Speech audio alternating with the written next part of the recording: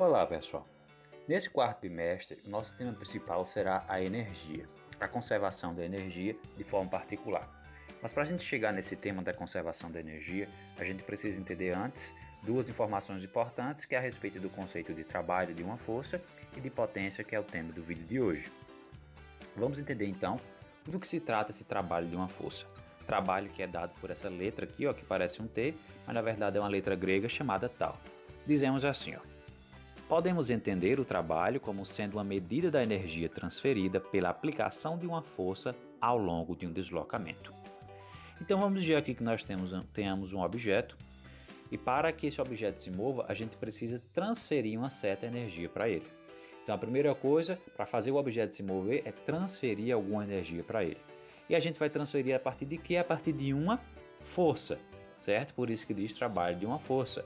É a energia transferida através de uma força para que o objeto se desloque, ou seja, para que o objeto saia de um lugar e atinja outro lugar. Vamos ver aqui a situação. Ó. Nós temos um objeto que estava aqui nesse lugar e eu transferi energia a ele através de uma força para que ele saísse deste ponto e chegasse nesse daqui. A força está nessa direção aqui, não tem problema nenhum.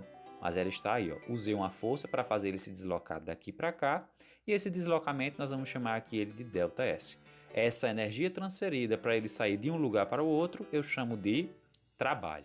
Só que essa energia, ela não vai depender apenas da força do deslocamento. Ela depende também do ângulo que é feito entre a força e o deslocamento, ângulo esse que a gente chama de θ. Então são três coisas que a gente vai utilizar para entender o trabalho e inclusive para calcular o trabalho em alguma situação.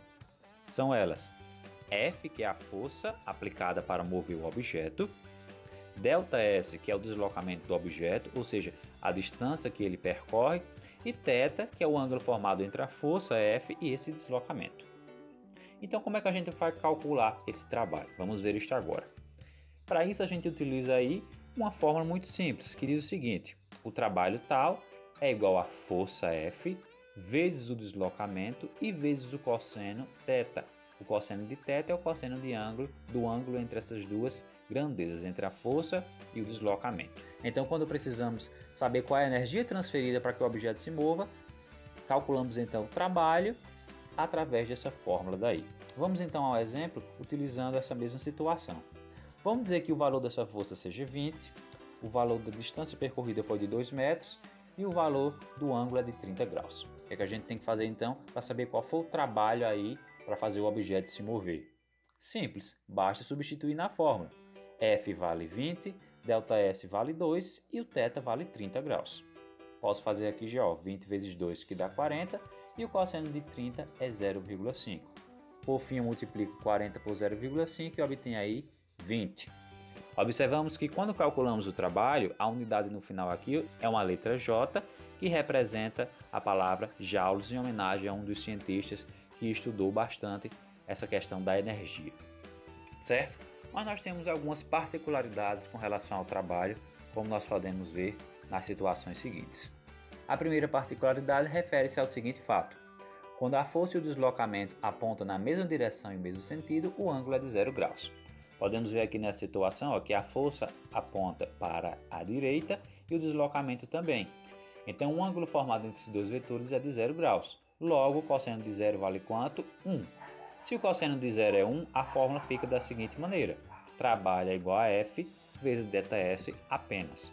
Então todas as vezes que a força estiver na mesma direção do deslocamento, basta multiplicar a força pelo deslocamento. Mesma direção e mesmo sentido. Na segunda situação, nós temos o contrário. E se a força for ao contrário do deslocamento? O que é que acontece? Nessa situação, o ângulo formado é de 180 graus. E o cosseno de 180 graus é igual a menos 1. Observa aqui, ó, menos 1. Então a fórmula fica de que maneira? Dessa daqui, ó, muito parecida com a outra, acrescentando aqui apenas o sinal negativo. Então o trabalho ele pode ter valor positivo, ele pode ter valor negativo. O valor negativo vai indicar que a força está no sentido contrário ao do deslocamento. Você desloca o objeto para um lado, mas a força vai para o outro. Por fim, temos aqui a situação em que a força e o deslocamento fazem um ângulo de 90 graus entre si. Quando isso ocorre, sabemos que o cosseno de 90 graus é igual a zero. Se ele é zero, não existirá trabalho para essa situação. Por fim, nós temos aqui o caso do trabalho da força resultante. Sabemos que podemos aplicar mais de uma força ao mesmo tempo em um objeto. E agora, como calcular o trabalho nessa situação se várias forças estão atuando? Fazemos da seguinte maneira. Quando várias forças agirem sobre um objeto durante seu deslocamento, o trabalho total será a soma do trabalho realizado por cada força. Em palavras mais simples, eu calculo o trabalho separadamente de cada uma das forças e somo o resultado total. E a gente pode ter uma fórmula parecida com essa daqui, ó. O trabalho total é o trabalho de 1, mais o trabalho de 2, mais o trabalho de 3, e assim sucessivamente, a depender da quantidade de forças que estejam atuando na situação. Utilizando esse mesmo exemplo, digamos que a força 1 realiza um trabalho de 15 joules, a força 2 de 20 joules e a 3 de 30 joules. Qual é o trabalho da força resultante sobre o objeto? Certo? Como vimos aqui agora acima, basta somar o trabalho de cada uma delas. Então teremos 15 mais 20 mais 30 e o trabalho total será de 65 J que significa joules. Associado a esse conceito de trabalho, nós temos também o conceito de potência, certo? Representado aqui por POT, pot de potência. O que é a potência? Diz o seguinte: podemos entender a potência como sendo a rapidez com que um trabalho é realizado. Quanto mais rápido realiza certo trabalho, mais potente é aquela força, mais potente é aquela ação. Então a potência tem a ver com o trabalho, mas tem a ver também com a rapidez com que você realiza aquele trabalho. Temos aqui então agora a palavra rapidez como destaque e a própria palavra trabalho, a rapidez com que se realiza um trabalho. Digamos aqui que nós temos duas situações, a mesma de antes. Nós realizamos um trabalho, só que na primeira vez gastamos 10 segundos. A mesma força e o mesmo deslocamento realizando um trabalho, só que dessa vez o tempo gasto foi de 20 segundos. A pergunta é: em que situação a potência é maior? Se a potência tem relação com a rapidez, só observar em qual das situações houve a realização do trabalho de forma mais rápida. Nesse caso, obviamente, é na primeira, pois o tempo gasto foi menor. E como calcular a potência?